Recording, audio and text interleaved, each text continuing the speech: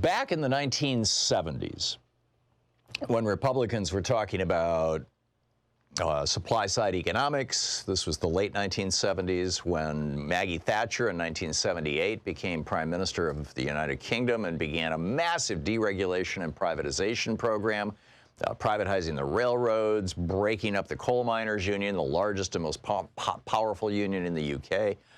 Deregulating everything. Jimmy Carter kind of got on the bandwagon. He deregulated in as I recall, it was 78, 79, I think it was. He deregulated trucking, which of course has led to this, disaster where truckers no longer, I mean, it used to be, if you were a long-haul trucker, you had a good life. That was a good, solid, middle-class income, and no more. And so the whole thing in 78, 79, 1980, when Reagan came along and the Republicans started talking about supply-side economics and all that kind of thing, nobody sat around and said, oh, come on, you can't win an election on cutting taxes on rich people. Seriously? You want to cut taxes on corporations? You want to deregulate corporations so the air is dirtier and the water is more poisonous and the chemical companies can continue to poison our children? Nobody in the meeting was saying, oh, Republicans can't, well, maybe a few, outlying voices, but the New York Times and the Washington Post, they were not running editorials as Reagan was coming into office saying, Ronnie, you just can't do this. Or when he ran for re-election in 1984, oh, come on, Reagan, you can't, no, forget it. Republican, quote, big ideas, like deregulating industries so that the Koch brothers can make more money and we end up with more poison in our air and water.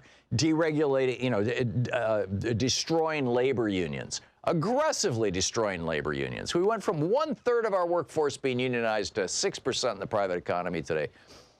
That was a big Republican idea, right? Undoing the Voting Rights Act, so that individual states could start essentially discriminating against people or drawing districts based on race. A big Republican idea. Nobody was criticizing that. Do away with Medicare. Honest to God, the Republicans have been campaigning against doing away with Medicare ever since it was first proposed by Lyndon Johnson back in the 1960s. A big Republican idea. No Medicare. No Medicaid. Republicans have been campaigning against Medicaid forever. Republicans have been campaigning against Social Security. George W. Bush, in 1978, when he ran for Congress in Texas, the whole focus of his campaign was privatizing Social Security. A big Republican idea. When he got reelected in 2004, in the state of Ohio, when they outsourced their vote counting to a private Republican-owned company in Kentucky, and suddenly it was like, oh, Bush won Ohio. That gives him the White House. Right after that, George W. Bush came out and said, hey, I earned political capital. I'm going to spend it now. And he went on a 25-city or bunch of city, anyhow, tour all across the United States promoting the idea of privatizing Social Security, based on all the political capital he had from the wars that he had lied us into. Nobody said, hey, that Republican big idea is crazy.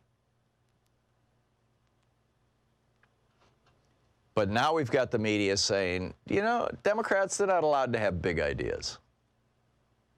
I mean, check out some of the stuff the Republicans are doing right now. The Federal Election Commission just released the statistics on voter purge. Now, these are the official government statistics from the U.S. government on voter purges by red states just over the last 2 years, from 2016 to 2018. We don't have 2019 numbers yet because we're still in the middle of the year.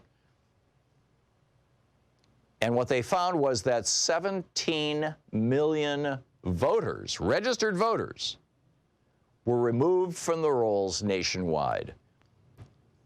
And in jurisdictions that were previously in counties or in states that previously had to pre-clear with the Federal Election Commission any of their voter purges under the Voting Rights Act, as soon as in the Shelby County decision in, what was it, 2014, as I recall?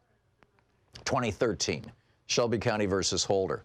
In that decision, the Supreme Court said, oh, those states that have been, discriminating against people of color forever, they don't have to they don't have to ask the federal government's permission before they start purging, black people, Hispanic people off the voting rolls. They can just go ahead and do it.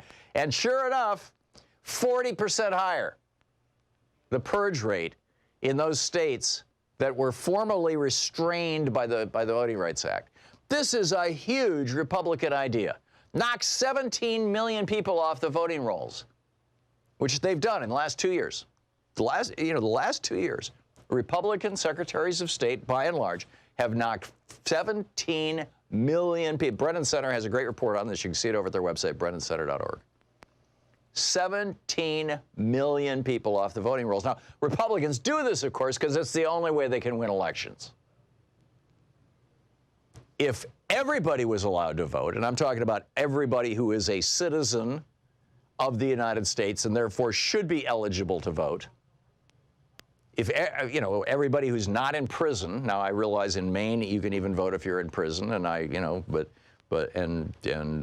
think that in Vermont, whatever, Bernie kind of semi-endorsed that, but let's just take that off the table and just say anybody who is walking around loose in society, who is a U.S. citizen and is over 18 years old, if everybody could vote, the Republicans would never win another election. Outside of the places where where you've got deep poverty, and everybody's living on the government dole, like Mississippi and Kentucky, parts of both those states, or for that matter, rural parts of Oregon where I live, where government subsidies provide most of people's livelihoods, and they always vote Republican. Figure that one out, right? But in any case, outside of those, rare areas, the Republicans would lose all their power if everybody could vote. So their big idea is make it really hard for people to vote. The other really big idea that the Republicans have is stack the federal courts. Donald Trump, Moscow Mitch yesterday confirmed 13 federal judges. So far, Donald Trump has had more federal judges appointed. 1/5 of all federal judges right now are appointed by Donald Trump. 1/5. He's had more federal judges appointed than any other president in the history of the United States. Why? Because Moscow Mitch blocked all federal judge appointments during the Obama administration, particularly during the last 2 years, including one for the Supreme Court. Well, that's a huge idea, right? Republican big ideas. Hey, if we can't win in the legislature, we can't win with ballot initiatives, we can't win, in general, but we can take over the third branch of government, the judiciary. And they've been working on this for literally 30 years. A big idea. Here's another one. Donald Trump just announced, hey, I support a plan for nationwide paid family leave that gives parents 6 weeks of paid leave to care for their newborn child. Ivanka Trump tweets it. We're very encouraged that Senator Bill Cassidy and Senator Sinema have released the first bipartisan framework for hashtag paid family leave legislation. Only catch, if you've got a kid, you get this $2,000 child credit, presumably to pay for the cost of raising kids. You get $2,000 off your taxes. It's not just a deduction, it's a credit. You get $2,000 off your taxes per child. The program that Trump and Ivanka are promoting is actually you get to borrow against that $2,000 tax credit. So, you can take $5,000 this year as a tax credit to pay for, your parental leave for your 6 weeks off to cover your own salary. If you work at a place that doesn't offer parental leave, you can take that 6 weeks off and pay yourself the $5,000, but next year you can't take that $2,000 tax credit. And the year after you can't, you're just stuck until you've paid it back. Big idea, bold idea, Republican idea. Now, the Democrats have a big idea, Medicare for all. And today the Washington Post has an editorial that says, why even bother to run for president on ideas that don't have a chance? Really, Washington Post? I'm starting to, I'm starting to agree with Donald Trump that Amazon has too much influence over the Washington Post. They say proposals should meet a baseline degree of factual plausibility, a bar that, for example, the Medicare for All plan that Mr. Sanders and Ms. Warren favored is not clear. This is the editorial board of the Washington Post. The United States is a vast pluralistic country, and Congress will continue to reflect its ideological range. Well, yeah, it may not pass next month. It may not pass next year. It might not pass for 10 years. How long did it take for Reaganomics to take hold? Barry Goldwater was floating those ideas back in '64. It wasn't until 1980 that Reagan was able to put them into effect. It doesn't mean you don't propose ideas. But over on Fox News, Jesse Waters, he says, hey, only 27 million Americans don't have health insurance, so many great things have been done through Aetna, Blue Cross, and Blue Shield.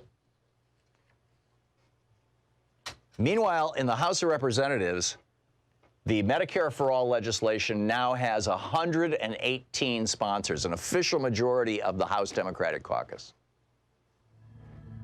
And still, the Washington Post says, oh, you can't do that.